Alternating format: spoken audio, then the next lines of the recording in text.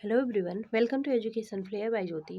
आज के इस वीडियो में हम एक मोस्ट इम्पॉर्टेंट टॉपिक करते हैं जिससे सीटेट के एग्जाम में चाहे वो पेपर 1 हो या फिर पेपर 2 हो, 2 से 3 नंबर के क्वेश्चन हर हाल में बन ही जाते हैं। चलिए यहाँ पे हम स्टार्ट करते हैं ये सिद्धांत को, जिसका नाम है मनोविश्लेषणात्मक सिद्धांत। दिया किसने है? सिगमंड फ्रायड ने दिया है।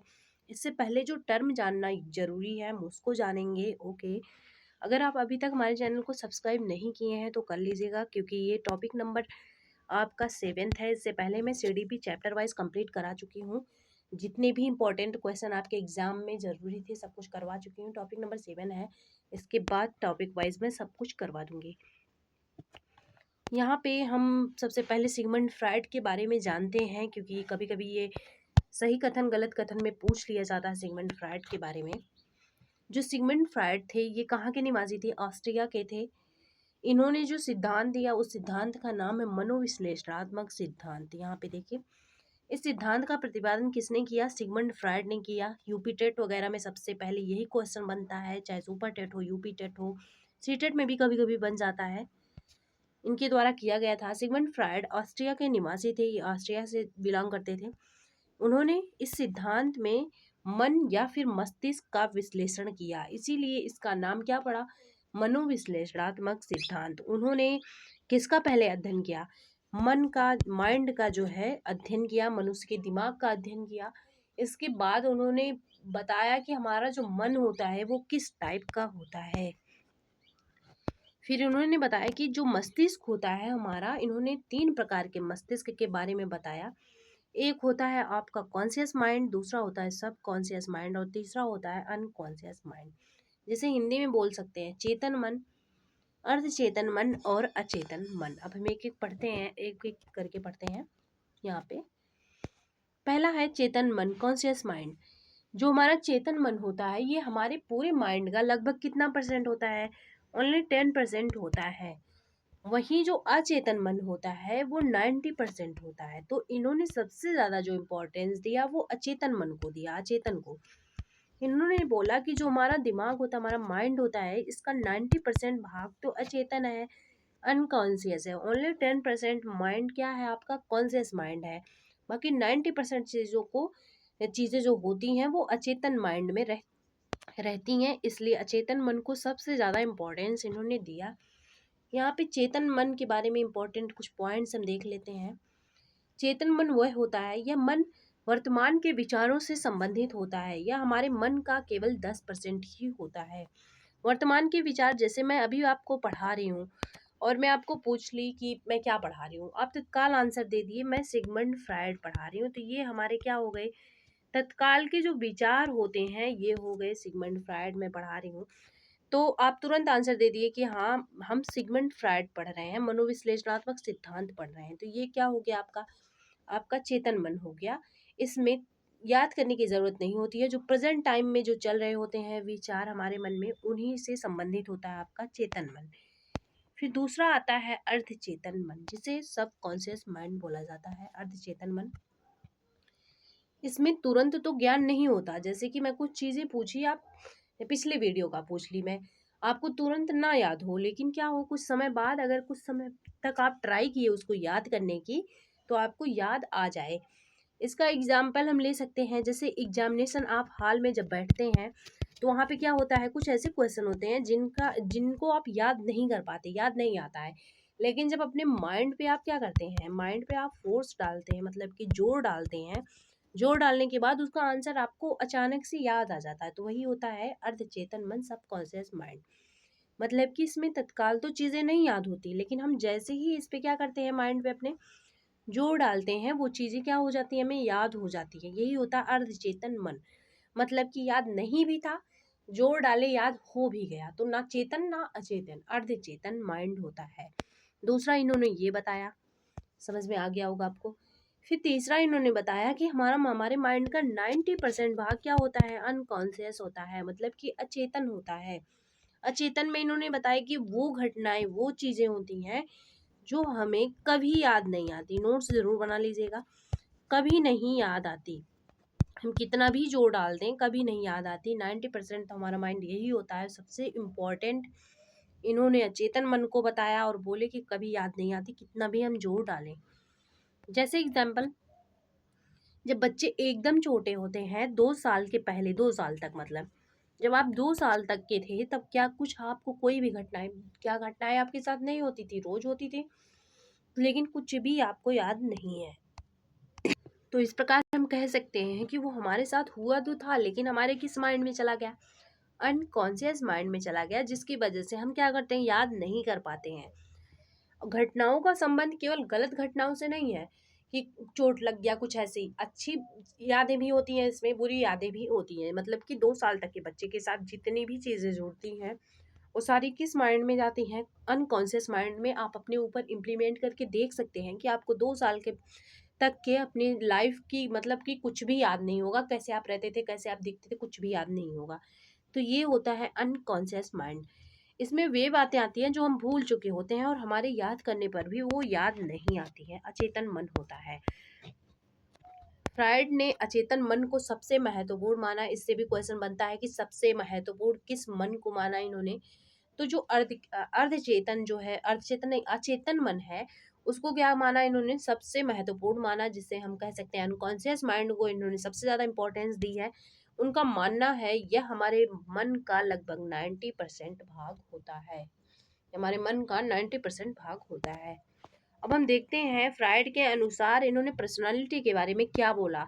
इन्होंने व्यक्तित्व के बारे में भी बताया है कि अलग अलग लोग अलग अलग पर्सनालिटी के होते हैं, तो कौन सी क्वालिटी वाले किस किस टाइप के लोग होते हैं ये हम देखते हैं। अब सबसे पहला इन्होंने जो बताया वो बताया इदम, दूसरा बताया पराहम, जिसे हम बोल सकते हैं इदम को इड बोलते हैं, और इसके बाद आता है आपका ईगो, और फिर आता है सुपर ईगो। सुपर ईगो आता है। ये 3 चीजें इन्होंने बताई, इड बताया, ईगो बताया, सुपर ईगो बताया। पहला हम देखते हैं यहाँ पे ईदम के बारे में। ईदम जो होता है ये हम एक प्रकार से कह सकते हैं ये क्या होता है, ये बुरा होता है। ईदम ये अच्छा नहीं होता है। इसी की वजह से बच्चे क्या करते हैं, गलत काम करते हैं उन्हें, और इस टाइप से गलत काम करते हैं कि उन्हें समाज का, नैतिक मूल्यों का, अपने फैमिली का, किसी भी चीज़ का कोई परवाह जो है नहीं होता है, किसी भी चीज़ की कोई चिंता नहीं होती है। जैसे ईदम सामाजिक आवश्यकताओं, नैतिक मूल्यों की चिंता किए बिना, देख रहे हैं ये सबसे ज़्यादा इंपॉर्टेंट है, ये सामाजिक आवश्यकताएं मतलब समाज को और नैतिक मूल्यों की चिंता किए बिना इच्छाओं की पूर्ति पर बल देता है। मतलब कि जो भी इसकी इच्छाएं होंगी उसको सेटिस्फाइड करने के लिए ये नैतिक मूल्यों को ध्यान नहीं देता, परिवार को ध्यान नहीं देता, समाज को ध्यान नहीं देता, बस पूरे कर लेता है। इसमें व्यक्ति की शारीरिक और मूल आवश्यकताएं शामिल होती हैं। आवश्यकताएं कौन कौन सी शामिल होती हैं, शारीरिक आवश्यकताएं भी शामिल होती हैं और मूल आवश्यकताएं भी इसमें शामिल होती हैं, जिनको पूरा करने के लिए ना समाज, ना फैमिली, ना नैतिक मूल्य, सबको क्या कर दिया जाता है, साइड कर दिया जाता है और अपनी इच्छाओं को सेटिस्फाइड किया जाता है। वो होता है हमारा इदम।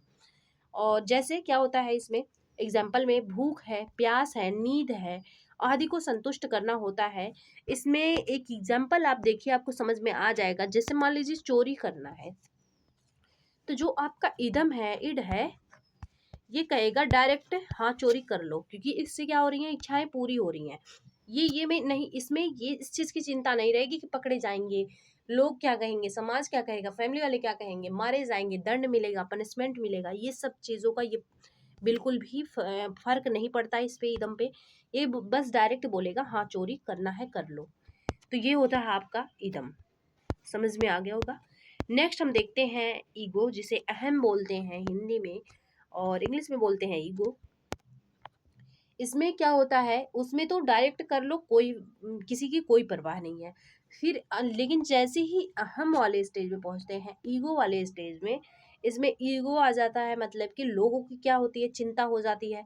वहां पे क्या रिजल्ट आएगा, क्या परिणाम मिलेगा, इसकी भी चिंता हो जाती है।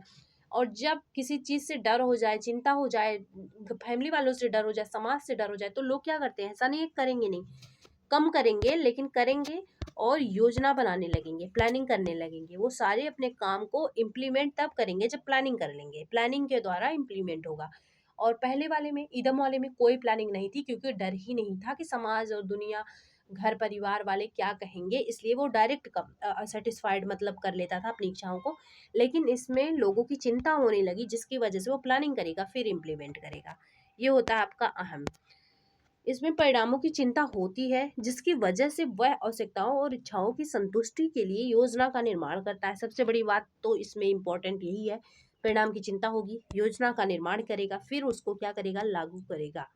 जैसे कि वहां पे चोरी करना था, डायरेक्ट कर लो चोरी, ये था। अब यहाँ पे चोरी करना है या नहीं, इन दोनों चीजों के बीच में वो कंफ्यूजन में रहेगा कि चोरी करें या ना करें, क्योंकि उसकी इच्छाएं हैं जो पूरी भी करनी है, और दूसरी साइड वो लोगों को भी अहमियत देने लगा है, तो इसलिए वो सोचेगा कि हम चोरी करें या ना करें। और अगर चोरी करेगा भी तो प्लानिंग के थ्रू करेगा, पहले प्लान करेगा सब कुछ, जैसे कि चोरी करने के लिए जो जो चीजें चाहिए होती हैं वो सबको अपने पास इकट्ठा करेगा, लोगों को इकट्ठा करेगा, ग्रुप बनाएगा, सारी प्लानिंग जब कर लेगा फिर उसको क्या करेगा, इम्प्लीमेंट करेगा, क्योंकि उसे अब लोगों से चिंता है, उसे अपने होता नहीं, उसका जो करेक्टर है, जो पर्सनालिटी है, उसकी चिंता हो गई कि हमें अच्छा बन के रहना, दिखावा करना है। तो यही है, ये अच्छे और बुरे दोनों कामों के बीच में क्या होता है, कंफ्यूज होता है हमें। फिर लास्ट में आपका आता है परा अहम, सुपर ईगो। ये अच्छा होता है, ये जिसके अंदर जितना ज्यादा होगा, सुपर जो ईगो होगा, ये जिसके अंदर जितना ज्यादा होगा, गलत कामों से वो उतना ही दूर रहेगा। सुपर ईगो, परा अहम जो होता है, यह समाज के द्वारा बनाए गए नैतिक मूल्यों के अनुसार ही काम करेगा। इसमें जो समाज के द्वारा नैतिक मूल्य बना दिए गए हैं, जैसे कि चोरी नहीं करना, तो उसी के अकॉर्डिंग ये काम करता है, और जिसके अंदर जितना ज़्यादा सुपर ईगो होगा वो उतना ही अच्छा काम, वो उतना ही मतलब गलत कामों से दूर रहेगा और अच्छे कामों को करेगा। मतलब कि जिस व्यक्ति के अंदर जितना सुपर ईगो ज़्यादा होगी, वो बुरे कामों से उतना ही दूर रहेगा। मतलब कि सुपर ईगो ये ऊपर जा रही है, तो जो गलत काम है वो नीचे जा रहे हैं, बिल्कुल अपोजिट है। इसमें डायरेक्टली कोई कंफ्यूजन नहीं रहेगा, इसमें क्या रहेगा, डायरेक्ट चोरी नहीं करना है, ये अपने बात पे पूरा अडिग रहेगा कि नहीं, चोरी नहीं करना है। अब आपको तीनों समझ में आ गया होगा, एक बार मैं यहाँ पे साथ में बता देती हूँ। देखिए, ये आपका क्या है, इदम है, जिसे इड बोलते हैं। ये आपका अहम है, अहम है, अहम मतलब कि इसको ईगो बोल देंगे, और ये आपका सुपर ईगो है, पराहम जिसे बोलते हैं, सुपर ईगो है ये।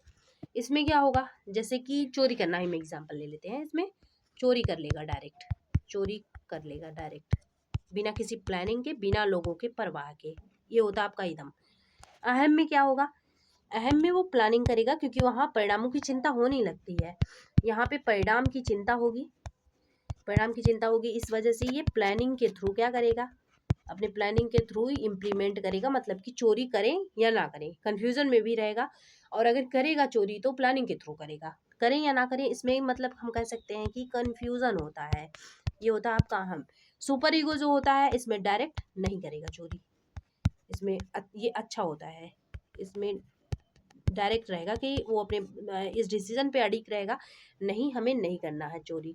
ये होता है आपका इदम, अहम और परा अहम, सुपर इड, ईगो और सुपर ईगो। ये हो गया आपका तीनों।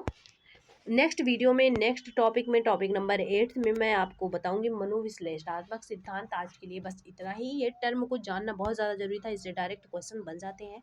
अगर आपको क्लास पसंद आए तो सब्सक्राइब कर लीजिएगा, और मैं प्लेलिस्ट भी बना दी हूँ आपके टॉपिक वाइज का। Okay, thanks for watching.